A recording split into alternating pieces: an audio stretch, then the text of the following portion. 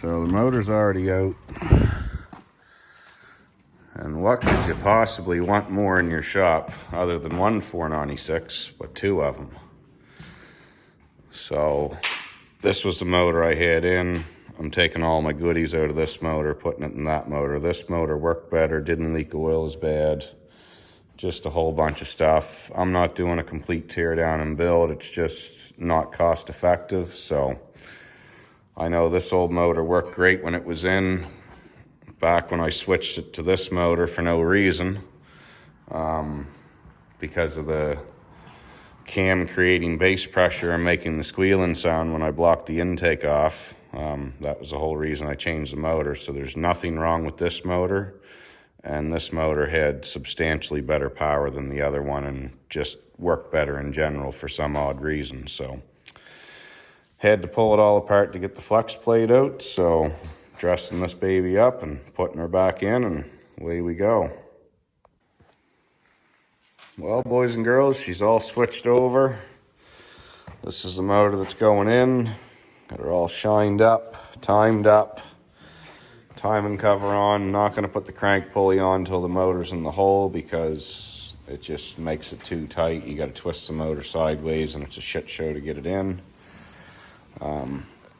There's what's left of our original motor mounts that I rigged up. Well, we've got some new atomic fabrication ones ordered, and they're in the mail on the way, hopefully.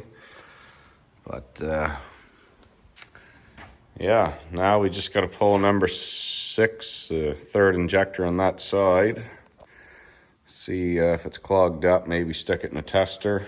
And yeah, this thing's pretty well ready for the flex plate, and drop her in and start putting it back together and have my truck back. That'll be nice. All right, boys, parts finally arrived. It's Friday afternoon, the weekend's here. It's time to drink beer and not be doing this stuff. But just had to do a test fit before the weekend actually starts. So had to cut the washer off of this guy and had to grind a little bit out of the corner to get this bolt to fit. And that happened on both sides, which I'm not going to bitch about. That's no big deal. Pretty easy stuff. And I was really hoping my header was going to clear this mount setup, but it's actually not. So you can see I've sort of taken some away here. Well, unfortunately, I think I'm going to end up having to notch sort of a chunk of this out right here where he welded it, which is clearly going to weaken it, but what do you do, right? So I'm sure it'll still hold up and be fine. Other people have done it, but I really don't want to pound my header in any more than I already did on that cylinder.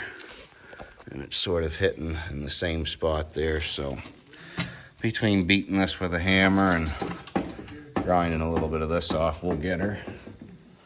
And yeah, we've got a new flex plate here. There's the old busted one. Here's our new SFI rated one for the 8.1. I got it off Amazon. So here's your box and your part numbers. So it's noticeably thicker when you look at it this way in comparison to this little thing. That once I get the header that it sits on there and I'm happy with it, then that'll be the next step. And then drop her in the hole and pluck it all together. I'm by no means criticizing. These are a great mount. But had this side been 45'd instead of straight up, if we had this 45'd like this, then just about every set of headers known to man would fit these trucks. So I'm not complaining. This is a spot I'm gonna have to cut out to make it work. Still got all kinds of strength there, so I'm not concerned about that, but you know, that's all it would take to make it perfect, that you don't gotta muck with it. I mean, I bought a, $20,000 jet ski and cut a hole in the back of the hull for the exhaust. So this really doesn't concern me in the least, but we could easily fix that if we all work together. Well, boys, more progress. We've got our mount hacked up here so the header fits. Pretty happy with the way it fits. So, and as far as strength goes, I mean, yeah, we definitely weakened it, but this thing is so overbuilt that I'm quite sure you could cut this whole corner off and it wouldn't fucking matter. And we've got our Flexplate installed. Keep in mind the punch date facing the engine. That way, if you go to do an inspection down the road for warranty or something, you're able to see the plate on this side. And it only makes sense the way the dimples are and whatnot when you look at it compared to your factory one. So, yeah, we got our mounts on, tightened. I got all my manifold holes cleaned up and ran a thread chaser through them. We got our cylinders lubed up because this motor's been sitting for a couple years. We're gonna stick the valve covers back on the motor that was in the truck here next time I come back probably, and we are pretty well ready to drop in. I've just got to I'm gonna pull number 6 injector off of that intake because as you've seen, I believe I showed it in the earlier video, the headers that are on the truck still, the one port is completely white inside, so I'm guessing I got a bad injector on number 6. So we'll pull that apart and deal with that yet. But yeah, we're pretty well ready to roll the old truck back in the shop here and do the big lift and drop and see if we can get her all plucked together. Well, boys, here we are going at her. The motor's in the hole. Our mounts are in place. They lined up, they worked. A little bit of a tight fit on this side. I had to loosen the ones off the block, but all in all, they fit and they work. So super happy with Atomic Fabrication. Super happy that he paid the duties and super happy that he delivered them fast. So huge shout out to that guy for coming through with these mounts. They did a nice job, so that motor's not going anywhere ever again unless I got to pull it out again. So yeah, now you know, just got to do all the other shit, put it all back together, whatnot. But that's about it for today. I got the bell housing bolt started. Mounts are in. So yeah, just got to finish tightening the bell housing bolts, do them all. And we're going to do the torque bolts. Actually, probably do the torque bolts first just to make sure there's no fuckery there. And yeah, then we'll get back here to this pile of shit and get all that stuff put back on it too. And then hopefully it'll work. What do you got? Good boy. Good boy. What? Good boy. Yeah. Good boy.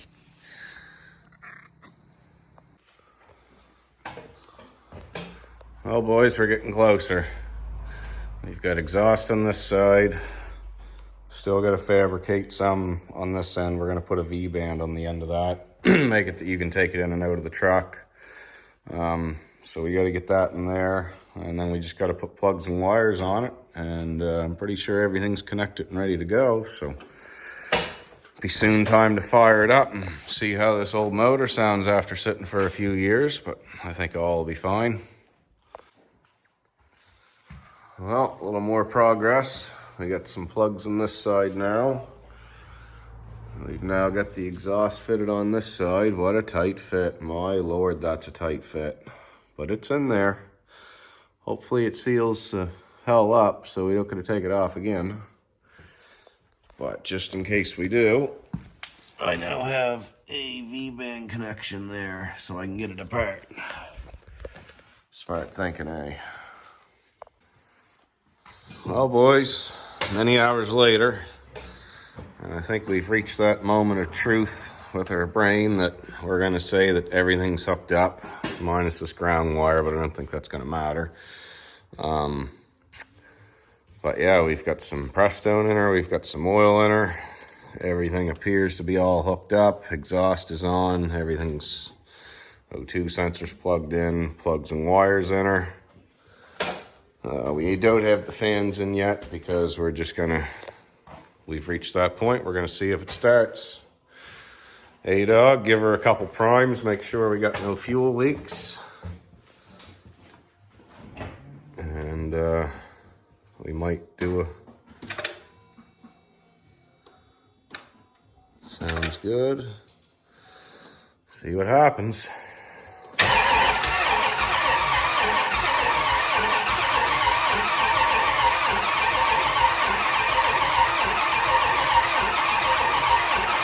That's not a good sign.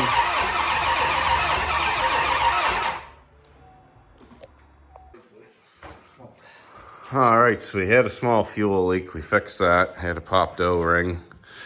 Truck didn't want to start, so I always like to, resort to HP when all else fails. Crank position sensor. Didn't have it plugged in. So we're gonna clear that.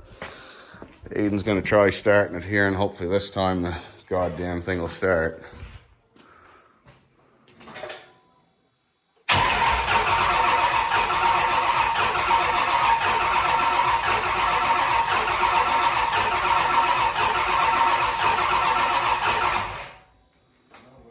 What in the heck? Really? Well, no fire for some fucking reason, so we're gonna resort to one of my old tricks here. We're gonna jump this wire off the green wire. Sorry, the black wire on your valve cover on this white plug, the black ground. Jumping that to the firewall. Hey dog, jumping that and see if it'll start now. Just about done mucking around with this morning.